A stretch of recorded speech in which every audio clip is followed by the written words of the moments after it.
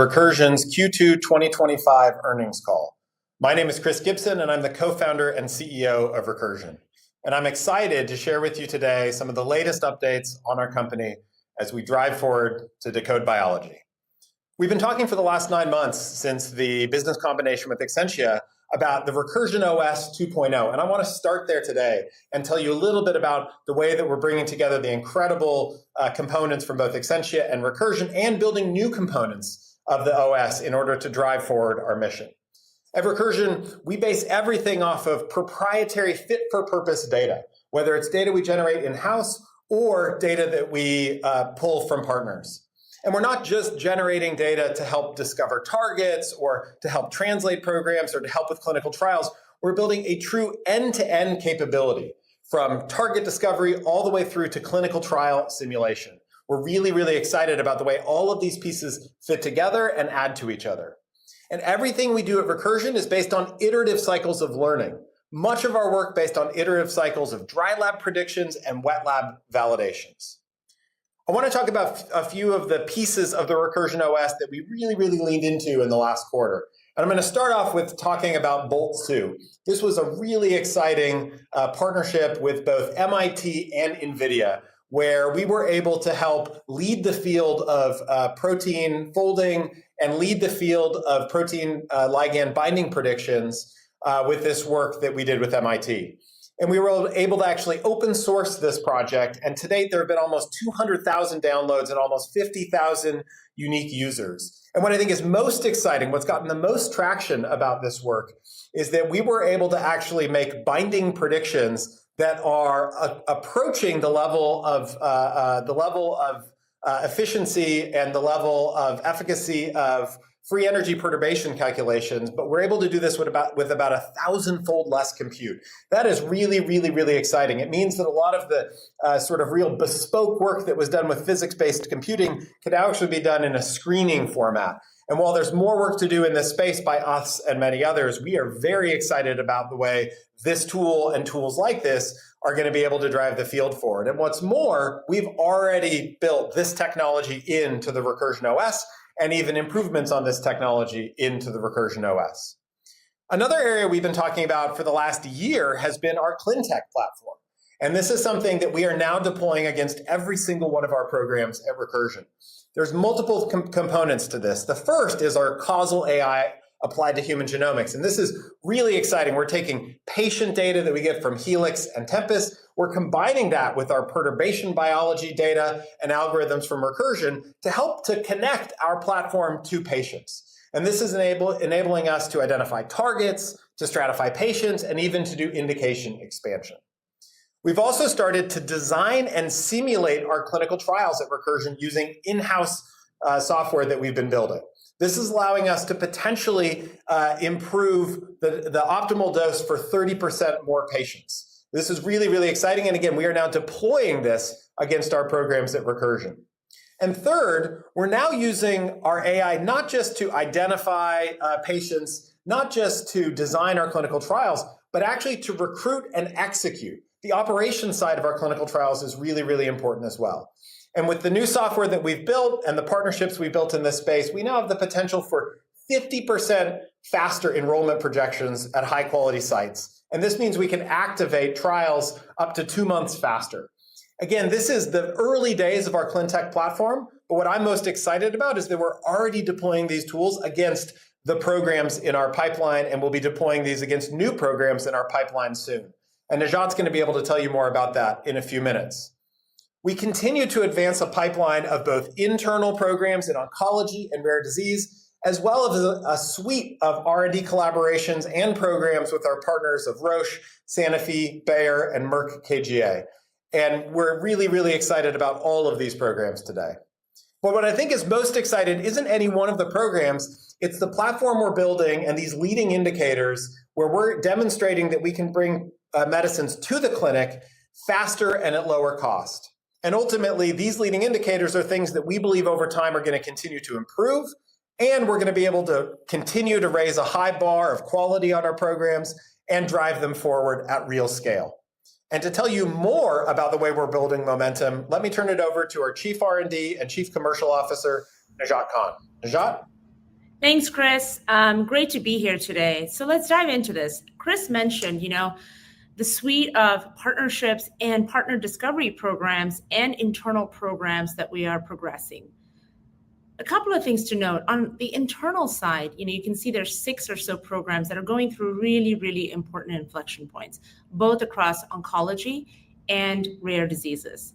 What I'll do today is double click a bit more on a couple of our more late stage or later stage oncology programs, CDK7, monotherapy dose escalation, as well as the initiation of our expansion cohort / combination arm, and RBM39.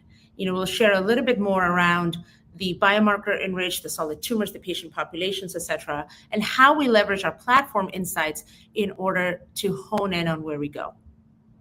On the partnership front, I get this question a lot, so I just wanted to step back for a second and share. Across our partnerships, there's 2 major areas of value creation. The first is really around what Chris mentioned in the beginning, proprietary fit-for-purpose data sets that we're co-developing with our partners. So an example of this is, of course, the phenomap, the first neuronal phenomap, iPSC-derived with Roche Genentech. And the other area of value creation is around partnered programs where we are designing, using our AI modules on the chemistry side, very challenging first-in-class, best-in-class programs. And just recently, we achieved a 4th milestone in our Sanofi partnership. More to come on that. So just going to the next slide. I'm just going to take a second to do a quick snapshot on the overall programs that we have in our internal portfolio, and then I'll go a bit more into CDK7 and RBM39. So just as a quick reminder, CDK7, really important target. The focus really is leveraging our AI-powered design module in our Recursion OS platform to optimize the therapeutic index. This is a target that has been tried by others before, so that's the area of focus. We should have more monotherapy dose escalation data by the end of this year, and as I mentioned, combination initiated. RBM39, this is an example actually identified using our phenomaps, where we identified a new MOA with synthetic lethal targeting opportunities in genomically unstable cancers. More on that. First half of 2026, we anticipate some initial data from our monotherapy dose escalation. You heard a little bit about the MEK1/2 and our FAP program. So I just want to highlight, this is again another phenotypic insight where we actually derive the fact that there's a connection, an important relationship in an unbiased fashion between MEK1/2 and the relationship with MAP kinase pathway, signaling pathway, and APC and Wnt signaling pathway. Which disease? This is for FAP. So again, we should expect more data beyond the initial cut we shared earlier this year, second half of 2025, so end of this year. And MALT1, this is another program where now we're using and leveraging our AI-powered chemistry design portion of the Recursion OS platform, again, to lower the liability that's associated with UGT1A1 inhibition. That's also in monotherapy dose escalation. And to round it out, we also have a couple of preclinical programs here that are going through important inflection points in the development candidate / IND enabling phase. But a lot of these programs, and we talked about this before, were really focused on the earlier versions of the Recursion OS platform. And as we iterate and learn and add more components to our Recursion OS platforms, we expect the next wave of programs to be even more high potential and potential to do it in a more efficient way. But I wanted to take you a little bit under the hood of what's actually in the Recursion OS, especially the 2.0 platform following the integration with Exscientia. So if you just look to the left-hand side, we first start with the AI-powered biological insights. This is where we are actually deriving novel targets. This is from multi-omic data, whether it be phenomic, transcriptomics, et cetera, connecting that early on with the patient. This is the ML-based patient connectivity data layer that's really important to data sets such as from Tempus, Helix, and others, ensuring that we can actually take these biological insights and deconvolute the MOA, and very early on do a screening approach around triaging what are some of the binding affinities early on. So this is where approaches such as BOLTS2 that Chris mentioned earlier is already being incorporated into our workflow. In addition to that, we're also developing proprietary algorithms in-house. So as soon as we put this on a slide, I have to say it gets outdated because there's so much rapid iteration and work that's happening. In the middle, AI-enabled precision design, this is where we're designing our molecules, really optimizing both for novel scaffolds. This is where we use generative AI approaches, and also active learning in order to optimize drug-like properties. This also includes using QMMD approaches, which is the 3D protein and atomistic models. And one important point here is the wet and dry lab integration that we have. So this is where aspects around automated chemistry, automated biology, and automated ADMET becomes incredibly important. So we can design out certain elements earlier, faster, to ensure that we have better molecules out of discovery. And last, but certainly not the least, and one that's close to my heart, is ensuring that we do this also in clinical development. Chris touched on this in terms of some of the areas that we're building out, and you'll see some of the examples we're using in our current programs already around causal inference on patient stratification, and also smarter trials and faster recruitment.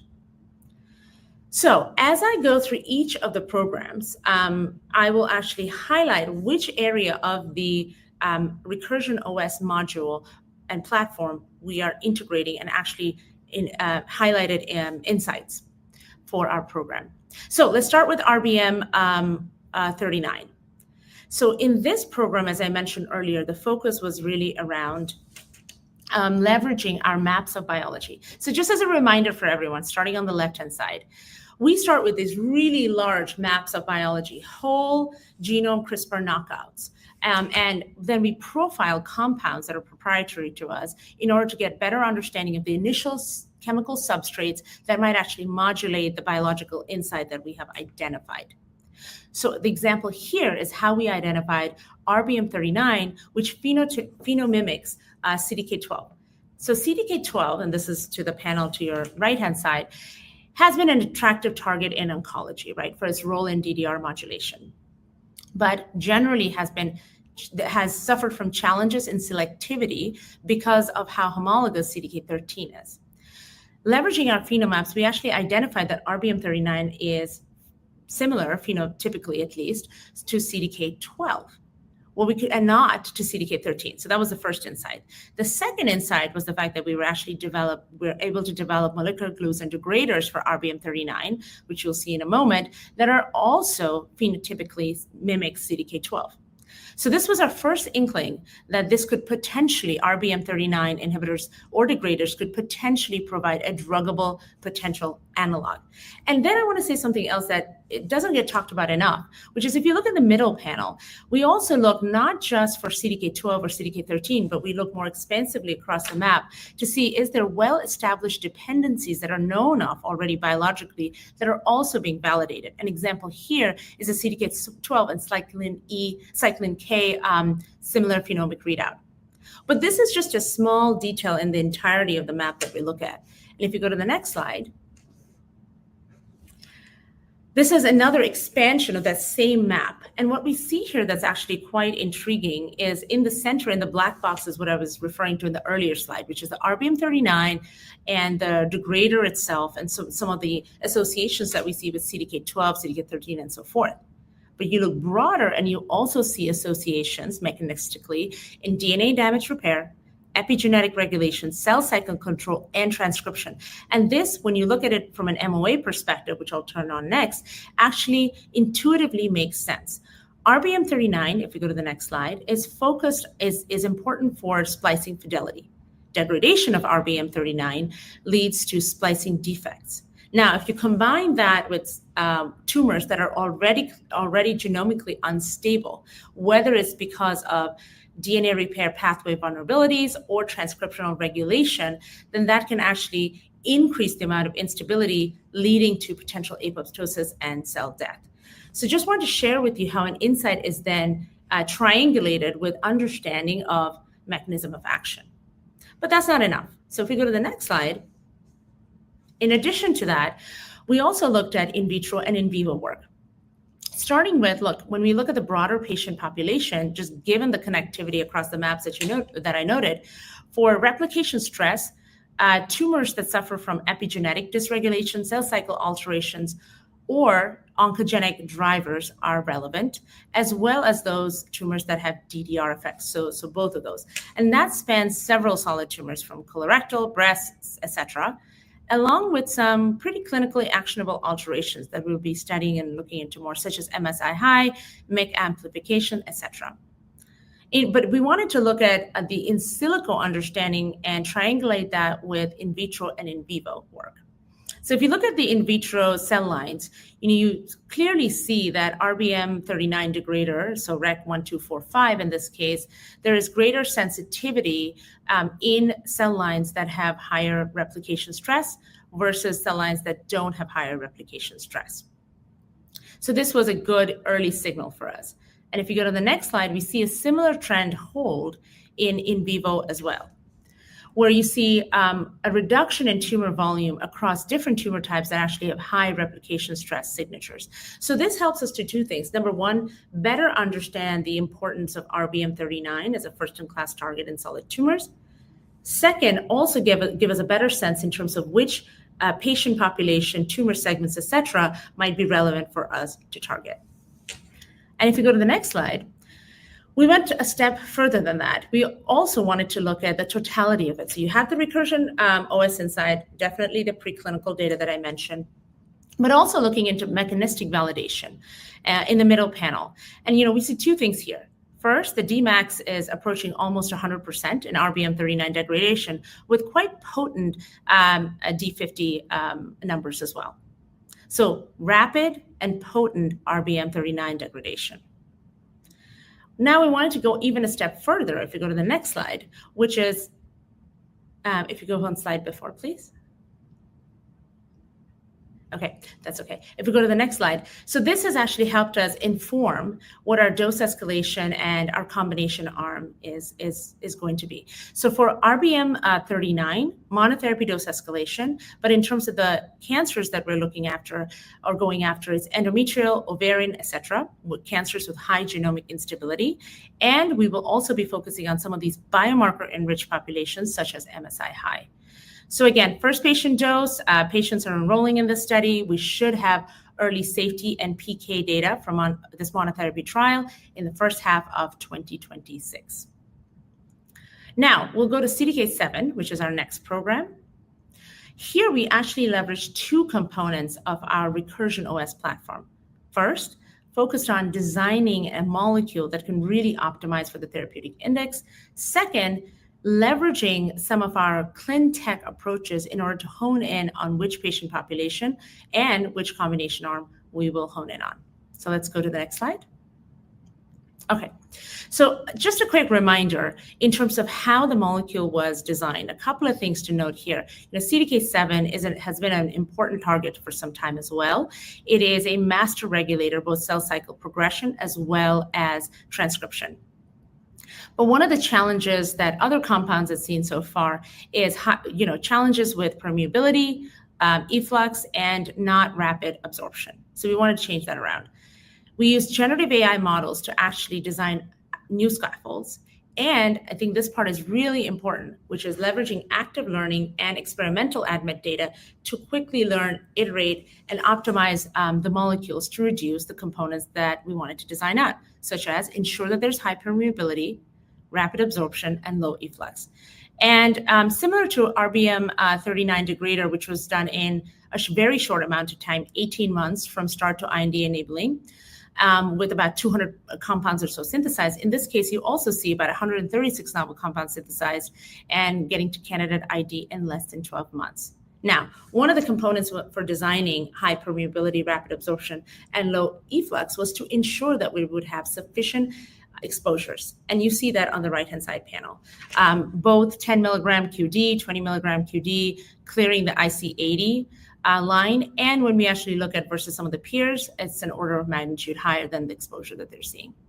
So as of November/December 2024 data cutoff, the compound showed one confirmed PR in ovarian cancer, as well as multiple cases of stable disease.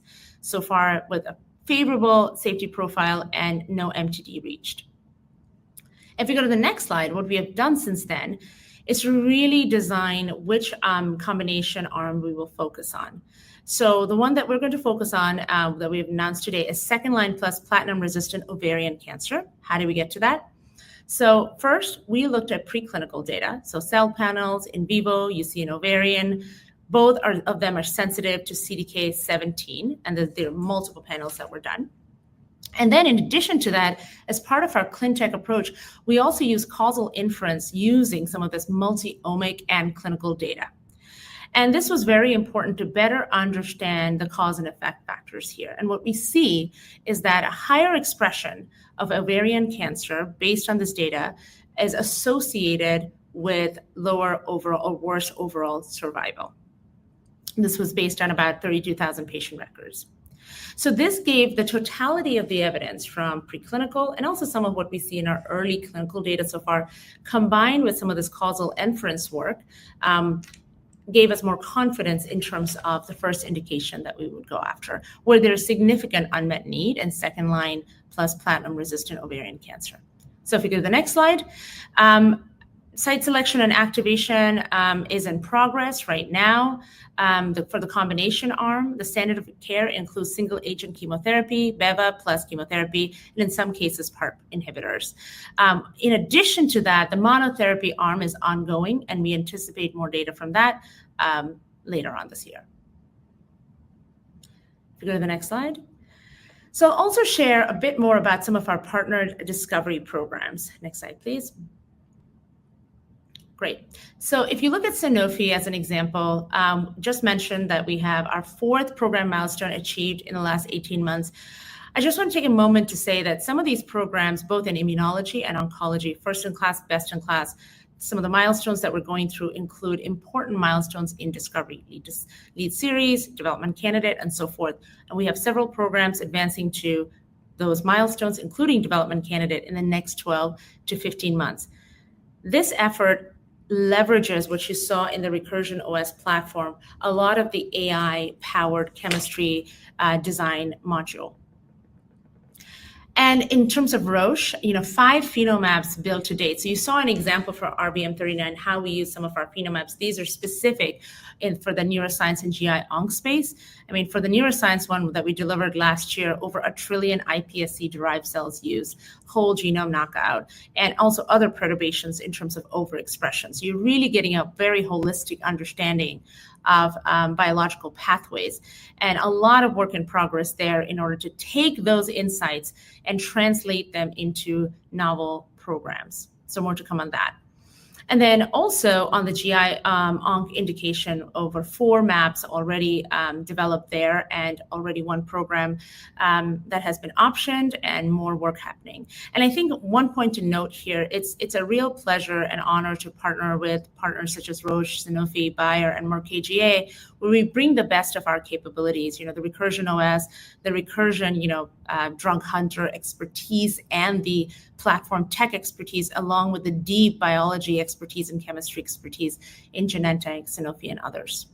And then when it comes to Bayer and Merck KGaA, similarly, the second area of value creation that I mentioned earlier, which is challenging targets, developing molecules for them using our chemistry platform, or actually highlighting and nominating novel or undruggable targets from our maps of biology. With the potential here, a lot of work ongoing for over 100 million in partnership milestones by the end of 2026. So with that, I'm going to hand it over to Ben Taylor, our CFO and President of UK, to tell us a little bit more about our financial update. Ben? Terrific. Thanks, Najat. So we had a good quarter and ended with a strong cash balance as we go to the next slide, showing 533 million in cash at the end of the quarter.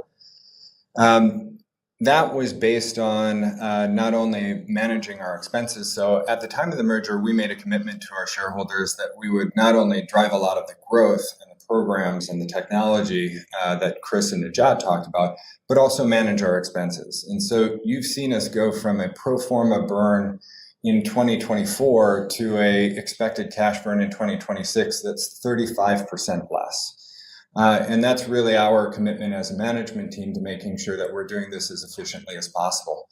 We had some great cash inflows over the quarter. In addition to the Sanofi milestone payment, we also had a $29 million R&D tax credit. This is a UK tax credit. We will continue to receive this in the future, although it will be smaller as the legislation around it has changed. Our guidance has not changed, and we continue to project over $100 million in partnership inflows by the end of 2026. And managing our burn below $390 million in 2026, so next year. All of that comes together with an expected cash runway through the fourth quarter of 2027. That cash burn number that I gave you does not include any partner inflows or other financing or inflows that would come in. And with that, I will turn it back over to Chris. Thanks, Ben. Yeah, I just want to end by talking a little bit about how we're looking ahead at the future of Recursion.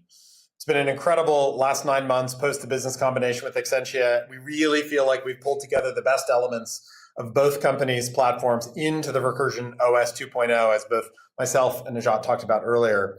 And going forward, I think you're going to begin to see us, while maintaining an extraordinarily high bar for quality, bringing unique biological insights identified with our multimodal maps across many different cell types. We're going to see us bring new ideas, new targets, new chemistry. We're going to use our MOA and target deconvolution systems, tools like Boltz-2, our QMMD systems, and even CRISPR screens to help prosecute those exciting targets. And then we're going to continue to deploy this ClinTech platform to help translate the models and the programs that we're developing at Recursion with real-world evidence into programs that can move towards the clinic. And again, we are focused on differentiated, high-quality programs that are going to go where others can't. And we're excited for the Recursion 2.0 platform to start to show you some of those programs that are really bringing together all of the elements from target discovery all the way through to ClinTech in the coming quarters and years. But over the next 18 months, we have a catalyst-packed calendar. The second half of this year looking really exciting. Multiple readouts, including FAP and CDK7, as Najat spoke to earlier. In the first half of next year, we'll be talking about our RBM39 program with early safety and PK from the monotherapy trial. And then rolling into the second half of next year, we're going to be looking at both MALT1 and initiating our ENPP1 program, which we were able to bring in recently from our JV with Rally Bio. In addition to what you see here from our internal pipeline, we're going to be delivering across all of our partnerships with the potential for additional phenomap options, the potential for new project initiations, and the potential for programs being optioned by our partners. So again, Recursion continuing to deliver across both our internal and partner pipeline, while also building the future drug discovery platform that we think is going to help to improve the probability of success, the time, the cost, and the potential of the medicines that we're advancing. And with that, we're going to move over to the Q&A portion. And I'm going to go to the first question, which comes from multiple parties, which is about our Boltz-2 project. So the question is Boltz-2 the initiative with a major partner on foundational protein structure modeling that I mentioned at JPM earlier this year? And the answer is yes. This is the partnership that we alluded to at JP Morgan. And one of the questions here is why open source versus keeping it internal? So we believe that discovering, developing medicines is really, really challenging. Biology is really complex. Chemistry is really complex. And there are places where we believe we have a very differentiated advantage, such as with our large-scale phenomics platform and our design platform. These are places where we're going to keep those tools internal. There are other places where we need to be on the forefront, but we believe there are many competitive partners or groups working in the space. And in those areas, rather than try to keep something internal that others have available to them, we actually think it best to help commoditize that particular technology. And that's exactly what we're doing with Boltz-2. So we're commoditizing our complement, making sure that everyone has access to the kinds of tools that many groups are using, and then keeping proprietary those tools that we think nobody else really has. The second question is, are you still building proprietary models? And the answer is absolutely. So we were leveraging the Boltz-2 models before that they were public. We also have large-scale internal data sets, and one could imagine that we could take the same kind of architectures, the same kinds of models that have been built in Boltz 2 and training them across much larger proprietary data sets to give us an internal advantage. So the second question, I'm going to go to Najat, and the question is from Dennis at Jefferies. And Dennis asked, for the CDK7 combo expansion cohort in ovarian cancer, what standard of care are you allowing in the trial? And remind us the level of efficacy they showed in terms of OR and PFS. And then, Najat, I'll come to the part 2 after you answer the first one. Thanks, Chris. Thanks, Dennis, for the question. Great question. So the standard of care, as I mentioned during the presentation, it will be single agent chemo plus beva as well.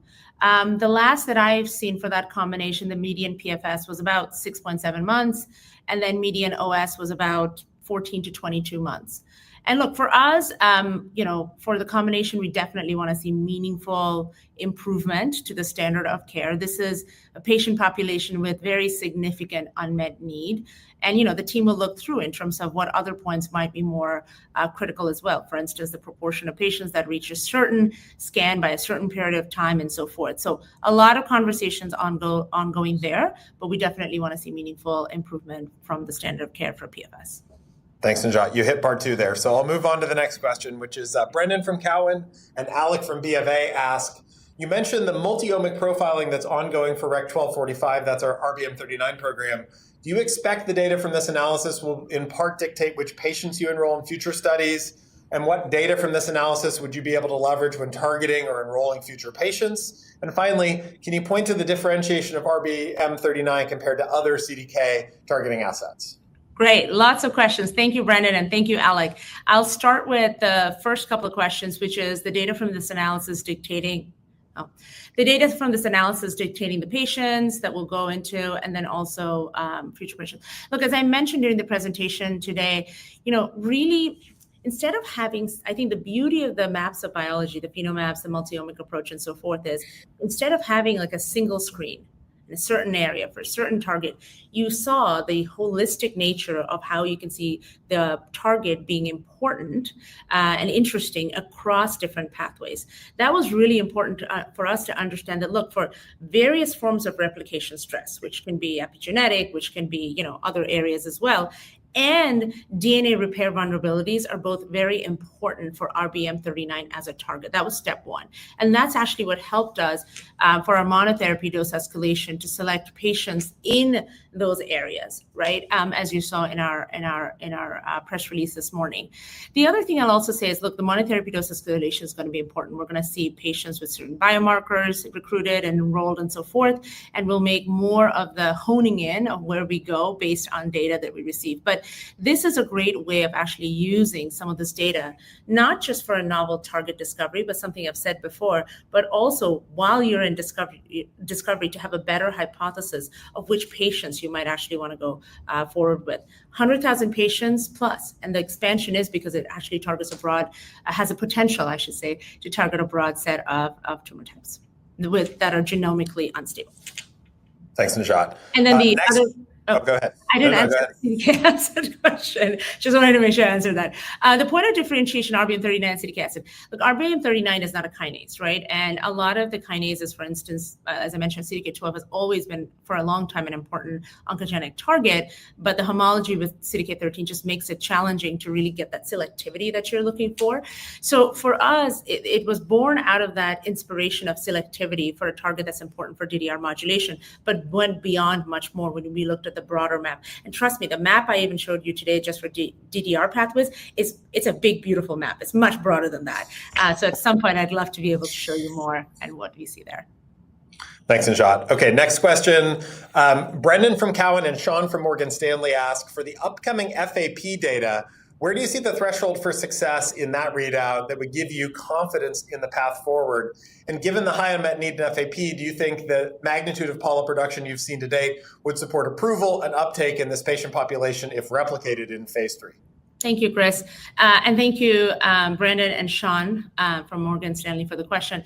Yes, look, for FAP, the standard of care, well, there is no therapeutic that's been approved for FAP. So let me just back up by saying that. Celecoxib and others are used off-label, polyp burden reduction about 20 to 30% or so forth. So that we are definitely looking for a meaningful improvement in the polyp burden reduction, and some of the initial data has been promising. However, what's going to be really important for us is to look at the data later on this year, where we'll have a broader patient population. And the second question around support for approval and uptake, following the data that we see later this year, of course, it's going to be important to have conversations with regulators. Once we do, happy to follow up and share more in terms of what's going to take from an approval perspective. Thanks, Najat. And next we have partnership questions coming from Gil at Needham and Sean at Morgan Stanley. Najat, I'm going to send the first one over to you, which is for the 7 million milestone achieved under the Sanofi collaboration, one of the latest in many milestones we've earned from that collaboration. Can you go into more detail as to what exactly was achieved to merit this milestone? Great.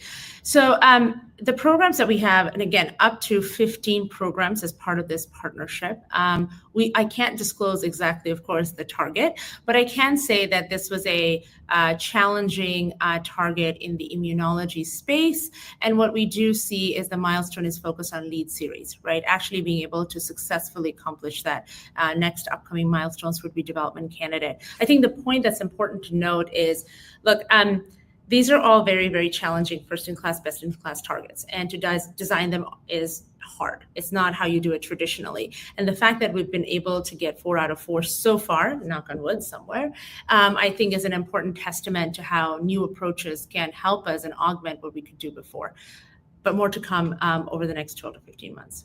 I think this is one of the interesting things about the tech bio space, Najat and Dennis, or I should say Gil and Sean, is that a lot of the companies in this space that are partnering with large pharma are working on some of the very hardest targets that were not amenable to more traditional approaches. So progress by us and others on these milestones is pretty exciting.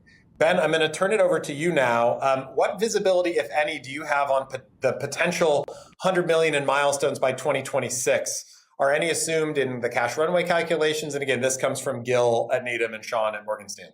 Sure. Thanks, Gil and Sean. So in a way, we have a lot of visibility in the sense of that guidance was only based on existing partnerships and existing programs in those partnerships. Now, of course, we don't have certainty that those milestones will be accomplished. And so what we do is we actually look at all of the programs that we know and we probability weight them. And so this is a probability weighted number, not the full amount. If we were to take the absolute number, it would be higher than this.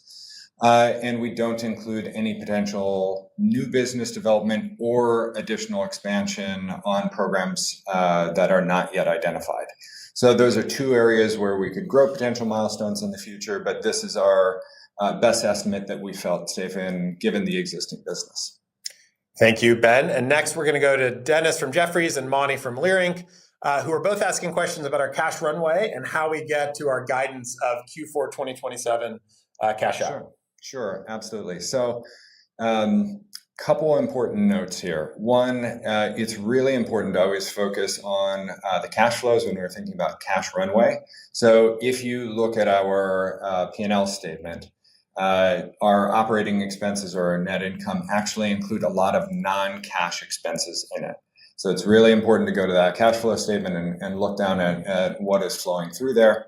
Secondly, all of our guidance that we gave, the 450 million this year, the 390 million next year, is cash-based operating expense and CapEx, not including any partner inflows or new business development or financing. And so what we do is we then look, what are all the scenarios that could take us forward and get us to 2027? And actually what we found is there are many different ways that we get to the fourth quarter of 2027. What we felt comfortable with is even just looking at our existing partnerships, like I was just talking about with the milestones, we felt comfortable that operating in a smart way that we are right now and trying to be as efficient as possible with our expenses, trying to really execute on our existing partnerships, and following the same sort of strategy that we have on other cash inflows, including financing, we felt very comfortable we could get to the fourth quarter 27. And so we will continue to move forward. And as time goes forward, we'll look to optimize as best we can around those different variables. Thanks, Ben. Final question here from John. who asks or says, we've seen companies like xAI making bold moves, such as investing heavily in compute with millions of chips to accelerate their vision. Can you share how RxRx is similarly tripling down? What ambitious or transformative initiatives are you planning that reflect your next level of thinking? John, thanks. Great question, I think, to end it. First, I'll just say, if you've looked at the State of AI report that Nathan Benioff puts out, you'll actually see that Recursion is, I believe, one of the only biopharma companies that's actually listed as the top 20 private or public companies in the world, non-governmental companies in terms of the scale of our compute. Now, we're nowhere near Tesla, xAI, or any of those companies, but we really are driving one of the most sophisticated large-scale compute initiatives in the whole of biopharma. And I think that speaks to the kind of ambition that we have for how technology is going to drive this field forward. But in terms of other initiatives, I've spoken at prior events, including JP Morgan, about our belief in this field racing towards what we call a virtual cell. And this is essentially a computational model of cellular biology that would allow you to predict what would happen to a cell, many different kinds of cells, if you acted on them in any way. You add a protein, you change the effect of a gene or the expression level of a gene, you add a small molecule or multiple small molecules. And we believe that building a reliable and robust virtual cell is going to require not just having really good protein folding data, not just having really good atomistic and physics modeling, and not just having good patient data or pathway data. It's going to require having all of those different data layers and being on the frontier of all of those. And I think Recursion today, through our partnerships with companies like Tempus and Helix, really driving the patient layer, through our own work at Recursion, building the pathway data with genome scale knockout maps across more than a dozen different human cell types. And then, as you heard today with our bolts modeling and some of our QMMD modeling, we're able to really work at the protein folding and the atomistic modeling layer. And I think being able to operate across all those layers is going to be a real advantage as we race towards the virtual cell and deploy early versions of that internally. What's more, we have a team at Recursion called the Frontier Research Group. And the Frontier Research Group is a dedicated group of folks who are working at the very frontier in high risk but high reward areas. And while this virtual cell is a part of the work that group is doing, some of the work you heard about today, including the causal AI modeling using Tempus data, actually started in this Frontier Research Group and now has gone into production across the Recursion OS. And these are the bets we make in high risk, high reward areas that then get deployed, in some cases just 6 or 9 months later. I can't tell you about all the things we're doing in that group, but I will say one of the areas we think is super interesting, we're watching very closely, is the use of agents to automate the way we discover things and to automate the way we might discover medicines. And that's certainly an area that we're working to stay really close to as well. So lots of exciting work happening at Recursion and across the whole field. It feels like a very, very exciting area to watch for the next half decade or so.